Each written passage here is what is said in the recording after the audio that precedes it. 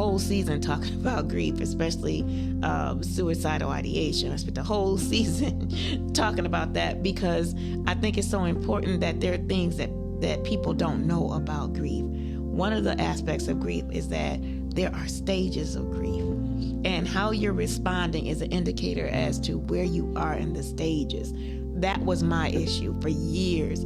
I struggled with grief because I didn't know that there were stages. And so I didn't know that I could allow myself to go through it. It just felt like it was going to be this way forever, the end. And I had the expectation that it was going to be like that forever, the end. As I was moving through that process, and as I started to, as information started to be brought to my attention, I started to see that there were stages. And of course, I wrote about it.